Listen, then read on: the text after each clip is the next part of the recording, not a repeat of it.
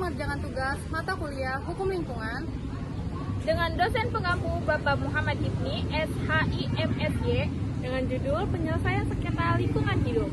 Enjoy the next video. Apa sih sengketa lingkungan hidup? Sengketa lingkungan hidup dapat didefinisikan sebagai perselisihan antara dua pihak atau lebih mengenai pengelolaan, pemanfaatan, dan atau akibat dari kegiatan yang berpotensi atau telah menimbulkan dampak negatif terhadap lingkungan hidup.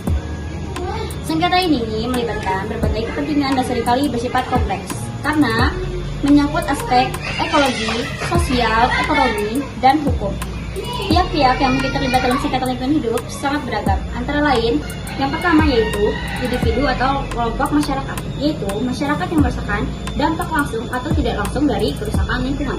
Yang kedua, badan usaha atau perusahaan, yaitu pihak yang melakukan kegiatan yang berpotensi atau telah menyebabkan pencemaran atau kerusakan lingkungan. Yang ketiga, pusat dan daerah, yaitu instansi yang memiliki kewenangan dalam pengelolaan dan pengawasan lingkungan hidup. Dan yang terakhir, keempat, yaitu organisasi non-pemerintah, yaitu organisasi yang bergerak di bidang lingkungan hidup dan seringkali bertindak sebagai advokat masyarakat atau menggugat publik. Sengketa kerusakan lingkungan berkaitan dengan perubahan fisik, kimia, dan hayati lingkungan yang melampaui kriteria baku mutu lingkungan. Dan yang ketiga yaitu sengketa pemanfaatan sumber daya alam berkaitan dengan perselisihan mengenai izin, cara, atau dampak dari eksploitasi SDA. Selanjutnya berdasarkan subjek hukum. Yang pertama, sengketa perdata melibatkan tuntutan ganti rugi, pemulihan lingkungan, atau tindakan hukum lainnya antar individu, badan usaha, atau dengan pemerintah. Yang kedua, sengketa pidana melibatkan pelanggaran ketentuan pidana di bidang lingkungan hidup yang diancam dengan hukum penjara atau denda. Yang terakhir yaitu sengketa tata usaha negara atau TUN berkaitan dengan keberatan atau gugatan terhadap keputusan atau tindakan badan atau pejabat tata usaha negara di bidang lingkungan hidup, misalnya terkait izin lingkungan. Dan yang terakhir itu berdasarkan tahapan. Ada dua. Yang pertama, sengketa potensial. Yang pertama itu perselisihan yang belum menimbulkan dampak nyata tetapi berpotensi terjadi. Yang kedua, sengketa aktual, perselisihan yang telah menimbulkan dampak nyata terhadap lingkungan hidup. Selanjutnya ada mekanisme penyelesaian sengketa lingkungan hidup. Undang-Undang Nomor 32 Tahun 2009 tentang Perlindungan dan Pengelolaan Lingkungan Hidup atau UU PPLH mengatur berbagai mekanisme penyelesaian sengketa lingkungan hidup yang secara garis besar dibagi menjadi dua kategori utama. Yang pertama, penyelesaian sengketa di luar pengadilan atau non-litigasi. Mekanisme penyelesaian sengketa di luar pengadilan bersifat sukarela dan didasarkan pada kesempatan pada para pihak. Beberapa bentuk penyelesaian non-legalitas meliputi: 1. Negosiasi, proses perundingan langsung antara pihak-pihak yang bersengketa untuk mencapai kesepakatan. Negosiasi memungkinkan para pihak untuk mengendalikan proses dan hasil penyelesaian. Mediasi, proses penyelesaian sengketa dengan melibatkan pihak ketiga, netral atau mediator, yang membantu para pihak mencapai kesepakatan. Mediator tidak memiliki kewenangan untuk memutuskan sengketa, tetapi memfasilitasi komunikasi dan mencari solusi yang saling menguntungkan. Selanjutnya ada konsiliasi, proses penyelesaian sengketa dengan melibatkan pihak ketiga netral atau konsiliator yang memberikan rekomendasi atau usulan penyelesaian pada para pihak meskipun rekomendasi tidak mengikat, seringkali menjadi dasar bagi kesepakatan. Arbitrase, proses penyelesaian sengketa yang diserahkan kepada pihak ketiga netral atau arbiter atau majelis arbitrase yang akan memberikan keputusan yang mengikat para pihak. Arbitrase biasanya dipilih berdasarkan perjanjian tertulis antara pihak-pihak yang bersengketa.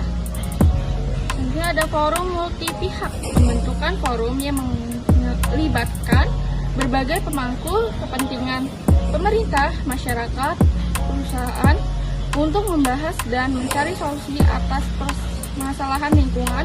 Forum ini dapat menghasilkan rekomendasi atau rencana aksi bersama. Jadi ada keuntungan penyelesaian sengketa di luar pengadilan.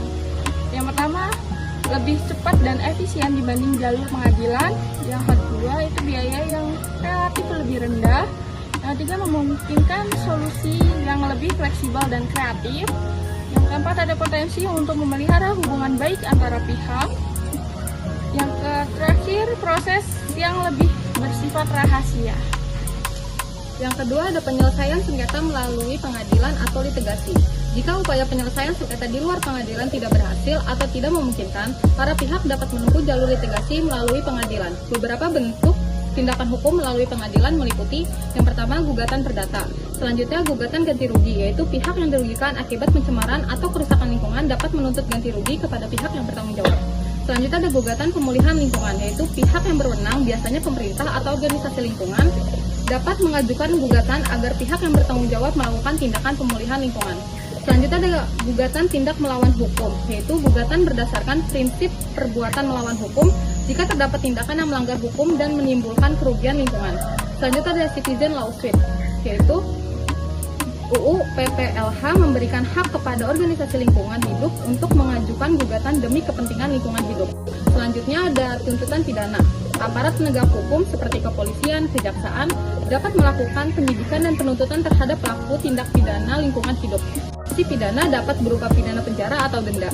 Selanjutnya, ada gugatan tata usaha negara, yaitu pihak yang merasa dirugikan oleh keputusan atau tindakan pemerintah di bidang lingkungan hidup, misalnya penerbitan izin yang tidak sesuai dengan prosedur, dapat mengajukan gugatan ke pengadilan tata usaha negara.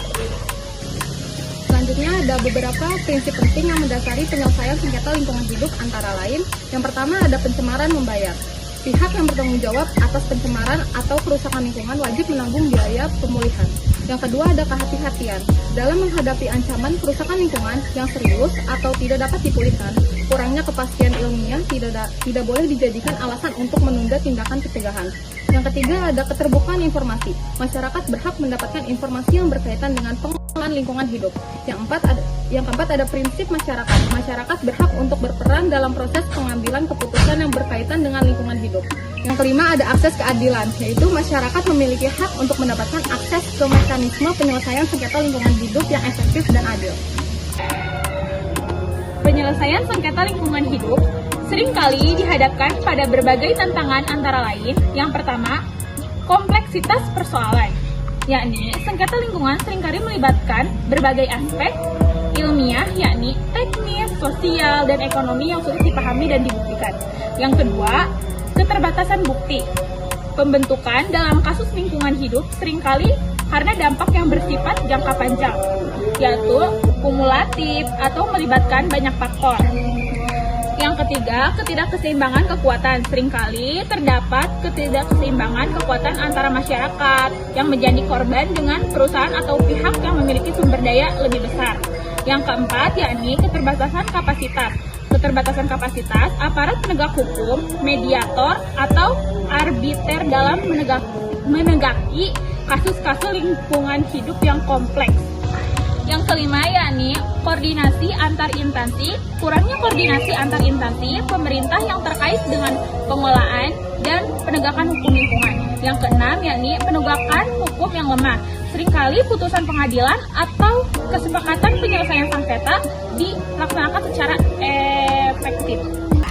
Beberapa perkembangan terkini dalam menyelesaikan sengketa lingkungan hidup meliputi penguatan peran masyarakat sipil, penggunaan mekanisme restoratif justice, pemanfaatan teknologi, pengembangan pedoman dan standar. Yang terakhir adalah peningkatan kesadaran dan pendidikan lingkungan hidup. Kembali di Apa Kabar Indonesia Pagi, pemirsa, tumpukan sampah menutup separuh jalan di sebagian ruas jalan DKI. Salah satu masalah utama lingkungan hidup adalah polusi atau pencemaran lingkungan hidup. Menurut penelitian, diperlukan jutaan tahun untuk menyembuhkan polusi udara, air, dan tanah. Beginilah kondisi Palembang. Sektor industri dan asap kendaraan bermotor menjadi sumber utama polusi udara. Di sini kami akan mewawancarai salah satu narasumber bernama Bapak Sayuti sebagai warga sekitar dari daerah Pasar Royal. Dengan Dengan adanya tempat sampah di sini sebenarnya sangat mempermudah warga untuk membuang sampah. Namun, kurangnya kesadaran warga dalam menjaga kebersihan tempat sampah menjadi tantangan yang sangat besar. Contohnya, banyak warga yang asal melempar sampah tanpa memastikan sampah tersebut masuk ke dalam bak pembuangan atau tidak. Dan banyak warga yang membuang sampah selain sampah rumah tangga, seperti puing bangunan dan potongan dahan pohon. Warga yang tinggal di sekitaran tempat pembuangan sampah sementara ini juga banyak yang suka mengeluh karena tempat sampah yang mengeluarkan aroma tidak sedap. Kadang juga kurangnya perhatian dinas terkait tentang kelayakan tempat pembuangan sampah. Sementara itu saja yang memicu warga sekitar TPPS ini mengeluh. Hingga saat ini belum ada warga yang mengadukan keluhan tersebut kepada dinas terkait kelayakan tempat sampah karena minimnya informasi dan koordinasi. Dari pembahasan Bapak Erwin ini, Pak Erwin akan tetap memakai TPA ini, meski banyak orang luar yang membuang sampah sembarangan atau tidak ke tempatnya. Dikarenakan takut malah bikin keresahan warga yang menimbulkan warga membuang sampah ke sungai. Jadi, TPA ini akan tetap digunakan. Bapak Erwin berharap kedepannya sampah dibuang pada tempatnya yang disediakan. Tidak dibuang secara sengaja, dilempar dari luar, sehingga tidak masuk ke tempatnya. Sampah tersebut juga cukup meresahkan warga, karena dalam keadaan cuaca panas, dapat menimbulkan bau yang menyengat. Beberapa kali juga pernah Pak Erwin tegur, namun ketika di malam hari, tetap saja kecolongan dengan kurangnya kesadaran warga. Tetapi, dari dinas cukup rajin mengambil sampah tersebut karena sering dikolektif oleh Pak Erwin. Ini adalah inisiatif dari Pak Erwin selaku RW di sana. Terima kasih. Jadi di sini contoh orang yang membuang sampah yang baik dan benar, yaitu membuang sampah pada tempatnya dan tidak keluar dari tempat yang seharusnya. Buanglah sampah pada tempatnya, sayangi bumi dan tempat yang kalian tinggali. Kota hijau, kota bersih, kota impian kita semua. Bu, Bapak Muhammad Hifni, SHI, SAI, SAI. Hey, udah, kabur.